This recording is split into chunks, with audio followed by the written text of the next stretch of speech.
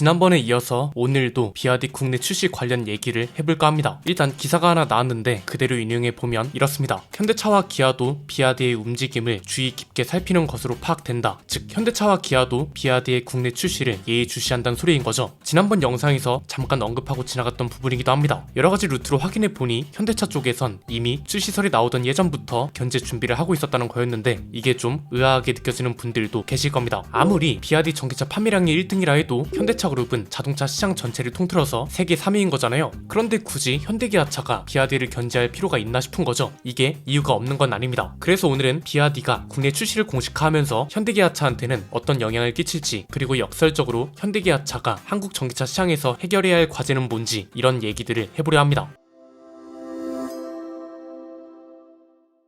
비아디가 국내에 어떤 차를 어떤 전략으로 출시하고 도이치나 삼성림 모터스와 같은 판매 전문 딜러사가 나서면서 어떤 점을 주목해야 하는지, 그리고 국산 전기차 중 어떤 모델과 비교할 수 있는지, 이런 얘기들은 지난번 영상을 참고해 주시면 됩니다. 오늘은 경쟁사 간 경쟁과 전략에 대한 이야기라고 보시면 되는데 우선 기사 하나를 볼까요? 비아디 한국 진출 선언에 현대차 기아도 촉각. 왜? 일단 제목은 이렇습니다. 내용을 요약해보면 중국 전기차 업체 비아디가 한국 승용차 시장 진출을 공식 선언하면서 국내 전기차 시장 판도 가 바뀔 수 있다는 관측이 나온다. 현대자동차와 기아의 주력 전기차와 타깃 고객층이 겹친다. 이 때문에 현대차와 기아도 비아디의 움직임을 주의 깊게 살피는 것으로 파악된다. 이게 일단 주장 내지는 전망입니다. 그럼 이 전망의 근거는 뭐냐? 저희 스포일러에서 다뤄드렸던 거랑 맥이 비슷합니다. 기존에는 전기지게차나 전기버스같이 상용차 쪽 사업만 하다가 이번에는 승용차 브랜드 공식 출시를 본격화하는 거고, 이미 지역별 네트워크 구축이라던가 인력 채용, 직원 교육 이런 것들도 진행 중이란 거죠. 기존하고는 아예 진출 범위나 개념이 다르다는 거고요. 그래서 현대차를 비롯한 국내 브랜드 회사들도 전기차 쪽에서만큼은 긴장하고 견제를 해야 한다, 이런 뉘앙스인 건데 이게 차이가 좀 미묘합니다. 우리가 단순히 중국산 전기차라고 생각하면 편견의 가치입니다. 편견을 가지지 말자는 게 아니라 괜히 이렇게 되면 진짜 견제해야 할 것도 못한다는 거죠. 반대로 우리가 흡수할 수 있는 부분도 충분히 있기 때문에 역으로 이런 걸 활용할 줄도 알아야 우리 산업을 진짜 지킬 수 있을 겁니다. 자, 비아디가 승용 전기차를 본격적으로 출시함에 따라 현대차한테는 어떤 영향이 있고 현대차가 견제하거나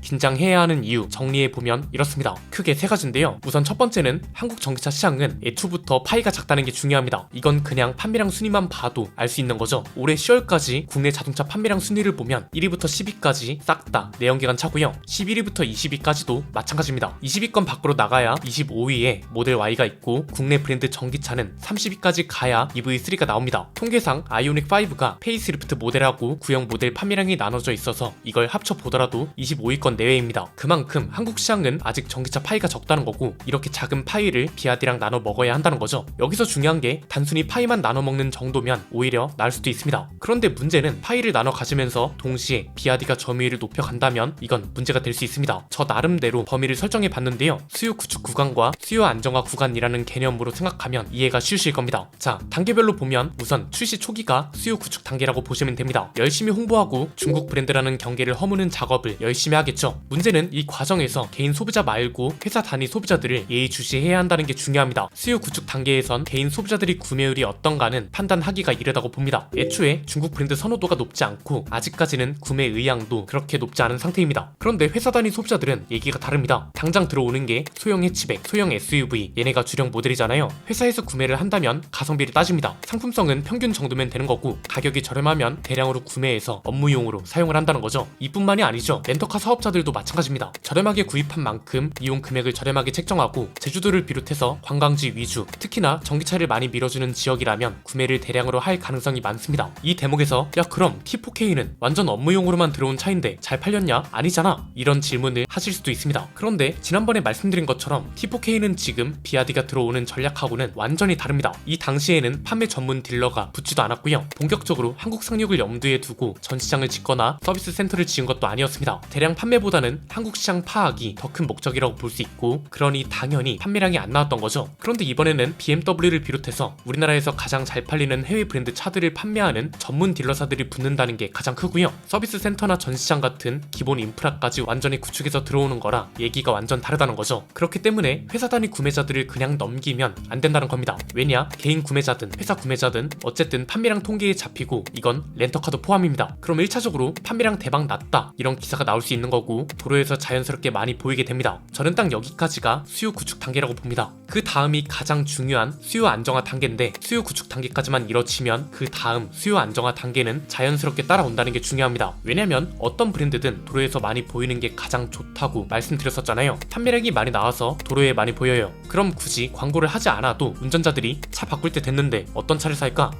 저 차 이번에 새로 나왔다는 그 차구나. 생각보다 괜찮은데 견적이나 뽑아볼까? 이렇게 된다고요. 이런 사람들을 흔히 잠재 고객이라고 부르는 거고, 이런 잠재 고객들은 상품성이 괜찮다면 전시장이나 견적서를 통해 접근을 하기만 해도 고객이 될 가능성이 높다는 거죠. 이 수요 안정화 단계에 접어들면 그래서 위험하다는 겁니다. 이때부터는 이제 접근 고객과 수요자가 늘어나기만 하면 되는 거잖아요. 그럼 이제 앞에서 말씀드린 것처럼 가뜩이나 작던 파일을 비아디가 뺏어가는 것뿐만이 아니라 이걸 비아디 스스로 키워버리게 되는 거고, 이렇게 되면 현대기아차가 입지를 다시 탈환하기 위해서 몇 배는 더 노력을 해야 하는 상황이 된다는 겁니다. 자, 이건 이제 판매 시장에서 판매자로서 조심해야 할 부분인 거고요. 두 번째는 오히려 다 같이 죽을 수도 있다는 것도 배제할 수 없습니다. 이건 무슨 말이냐? 그런 일은 없어야겠지만 만약 비아디가 출시한 전기차에서 사고가 났어요. 심지어 화재 사고인데 꽤 크게 나서 대대적으로 보도가 됐어요. 이렇게 되면 문제가 뭐겠어요? 역시 비아디 전기차는 사면 안 돼. 이게 아니라 역시 전기차는 시기상조야. 저런 걸 왜 비싼 돈 주고 타냐? 그냥 하이브리드 차나 타야지. 이러면서 한국 전기차 시장 전체에 타격을 준다는 거죠. 왜냐면 앞에서 말씀드린 것처럼 지금은 한국 전기차 시장 규모 자체가 작습니다. 이건 역설적으로 말하면 그만큼 전기차에 대한 거부감도 크고 여론상 문제도 여전하단 소리거든요. 그런데 이런 상황에 또 화재 관련 뉴스가 대대적으로 나오면 전기차 자체에 접근을 안 하게 된다는 거죠. 당장 벤츠도 보세요. 인천 청라 아파트에서 화재가 난 뒤로 정부가 나서서 대응책을 마련할 정도로 사회적 이슈로 떠올랐습니다. 벤츠에 대한 비판도 있었지만 전기차 자체에 대한 불신도 팩트와는 별개로 커졌잖아요. 이게 사실이 아니라고요. 당장 내가 사는 아파트에 벤츠 EQ 모델이 있는데 이 차에서 새벽에 불이 났다고 생각해보세요. 청라 아파트 화재를 떠올리지 않을 수 없고 불안에 떨지 않을 수 없습니다. 이걸 증명해주는 게 바로 얼마 전에 또 일어난 벤츠 전기차 화재죠. 이 당시 아파트 주민들이 청라 아파트 화재처럼 되진 않을까 노심초사하면서 대피했다고 하잖아요. 다행히 화재 진압에 그리 오래 걸리지 않았고 피해도 크지 않았습니다. 이 차는 충전 중에 불이 났다고 하던데 원인이 밝혀지는 대로 다뤄드리도록 하겠습니다. 그래서 단순히 판매 시장 경쟁 문제만 볼 게 아니라 한국의 사회적 문제도 고려한다면 꽤 다양한 문제가 있을 수 있다는 거죠. 세 번째는 가격 자체를 대응하는 것보다 가격 변화 대응 속도가 더 큰 문제라고도 짚을 수 있습니다. 이건 무슨 말이냐면 비아디 전기차의 특징이 있습니다. 지난번에 자세히 다뤄드렸지만 똑같은 차라도 중국 내에선 1,800만원, 일본에선 거의 2배 가까운 가격에 판다고 했잖아요. 여기서 중요한 포인트는 중국은 보조금이 아예 없고 일본은 보조금이 있어서 보조금을 제외한 표시 가격이라는 겁니다. 즉 비아디는 소형 전기 해치백을 자국에서 보조금 도움 없이 1,800만원에 팔 수 있는 회사라는 거고, 이미 그런 회사라는 게 중요하단 겁니다. 지금 현대기아차를 포함해서 전기차를 만드는 글로벌 기업들은 가격 안정화가 굉장히 중요한 과제입니다. 기본적으로 배터리팩을 배터리 기업으로부터 조달받고 이게 가장 큰 부분을 차지하기 때문에 어려운 거라고 말씀드렸죠. 내연기관차와 비교한다면 내연기관차에 들어가는 엔진은 대부분의 글로벌 회사들이 자체 제작해서 자체 조달하고 이게 굉장히 큰 비용을 아껴준다고 했잖아요. 비아디는 이게 됩니다. 자체적으로 배터리와 배터리팩을 만들어서 자기네들 전기차에 장착합니다. 그래서 다른 회사보다 가격 변동도 자유롭고 가격 대응도 그만큼 유연하고 빠르게 할 수 있다는 거죠. 그래서 지난번에 LFP 배터리 보조금도 큰 영향이 없을 거라고 말씀드렸던 겁니다. 어떻게 보면 2년 전쯤부터 주장하던 게 우리나라 전기차 구매 보조금은 좀 더 치밀하게 설계해서 다른 나라 전기차를 견제하기 위한 게 아니라 우리 전기차 기업들의 경쟁력을 키워줘서 자체적으로 견제할 수 있도록 해줘야 한다는 거였는데 이게 안 됐고 지금은 사실 너무 늦었다는 거죠. 이 상황에서 만약 비아디가 한국 진출 성공 사례로 남는다면 이 또한 문제가 됩니다.